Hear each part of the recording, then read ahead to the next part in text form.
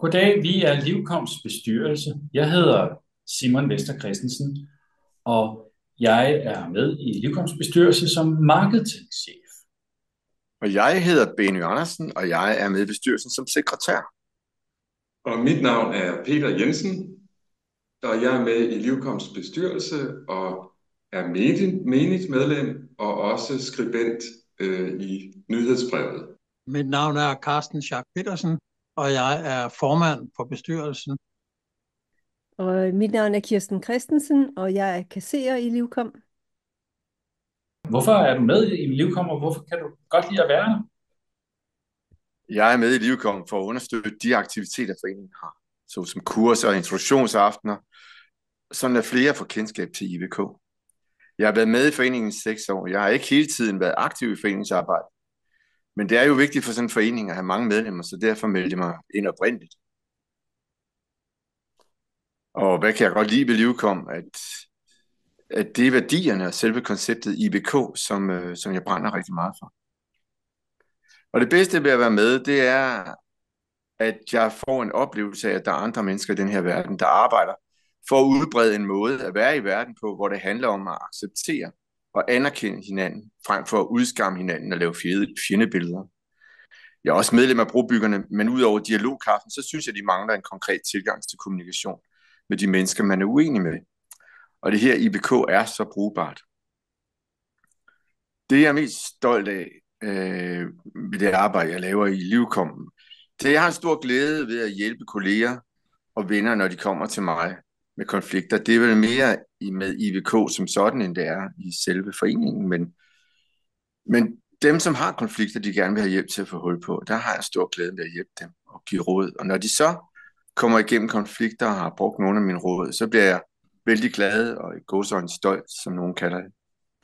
Og så er jeg meget glad for at kunne støtte det arbejde, foreningen laver i Ukraine og i flere afrikanske lande og i Nepal.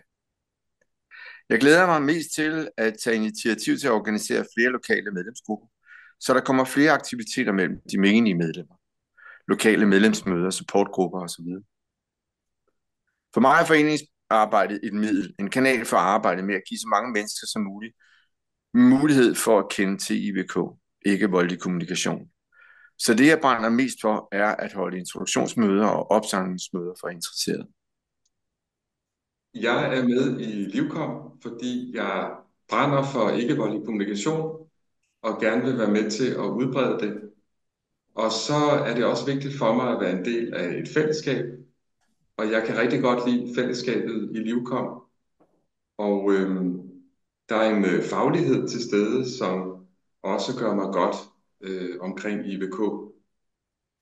Og jeg har været med i flere år, men sådan mere intenst, sådan i 2 år nu. Og noget af det, jeg har været med til, det har været at lave visionsarbejde for Livkom.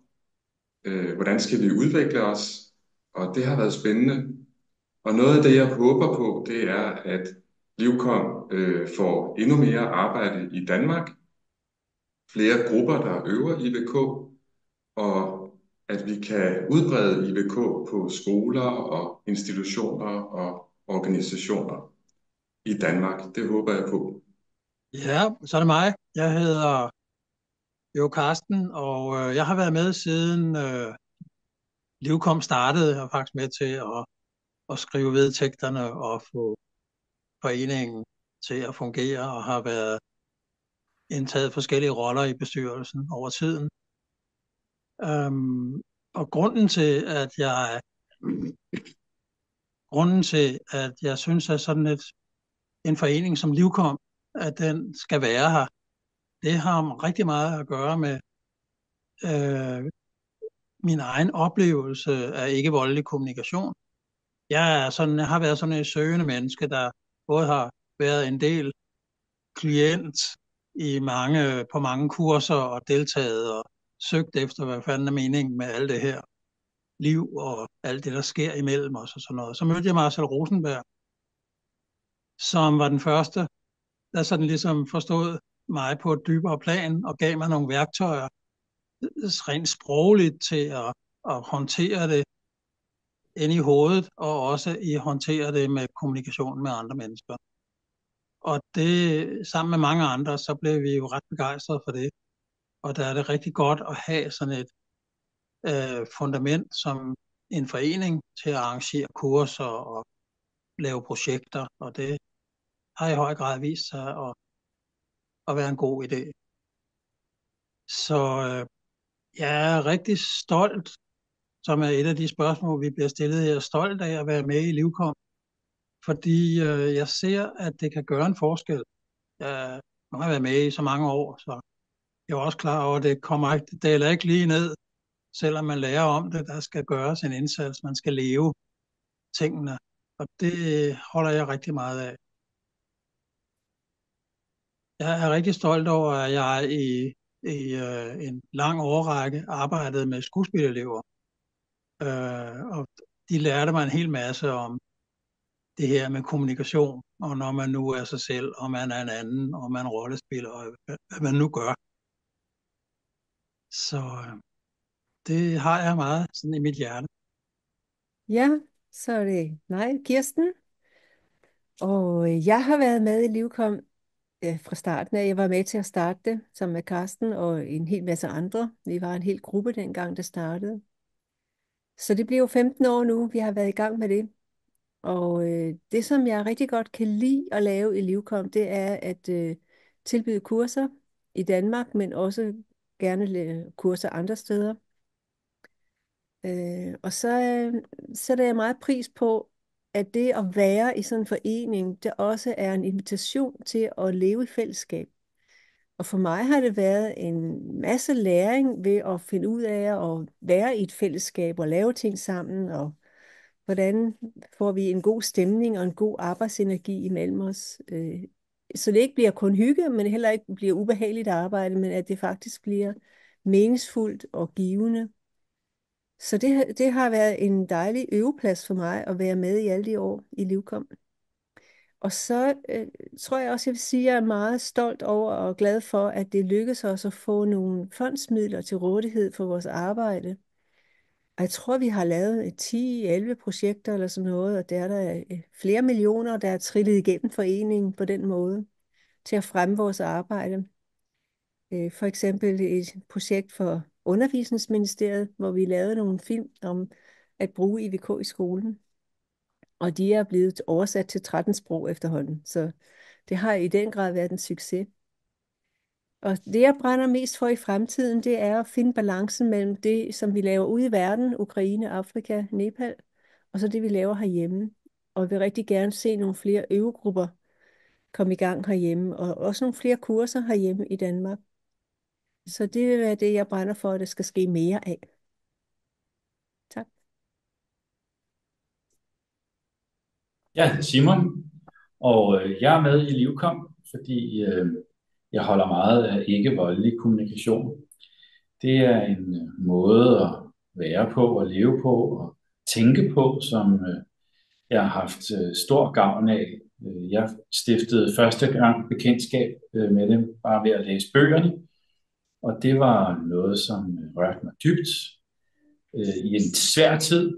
Så, men det var ikke umiddelbart noget, der fik mig til at komme ind i en bestyrelse eller noget som helst. Men jeg mødte Kirsten og Karsten og nogle andre folk til en sommerlejr, og der oplevede jeg, at der også var rigtige mennesker, som kunne bruge det her. Ikke bare, det var en litteraturøvelse, men at det var noget, man kunne bruge i sin hverdag og inkorporere det helt naturligt. Altså det er en spiritualitet, en måde at være sammen på, som virkelig tiltaler mig, og det er en måde, jeg gerne vil tænke om andre på og mig selv. Noget af, at vi har nogle værdier, vi har nogle behov, som vi kan tage udgangspunkt i. Og grunden til, at jeg er med i bestyrelsen nu, det jeg vil jo gerne have kontakt med det, men egentlig så er det, fordi jeg er interesseret i at hjælpe foreningen til at ligesom at komme ud over rampen, fordi jeg mener, at det arbejde, Livkom laver, det er vigtigt. Det er, jeg vil gerne have, at andre kender til det. Og jeg ved, at det er simpelt, det er nemt, det er lige til, og alle kan gøre det. Men der er ikke så mange, der ved det. Øh, og så vil jeg også gerne lære, hvordan man faktisk kommer ud over rampen, altså som marketings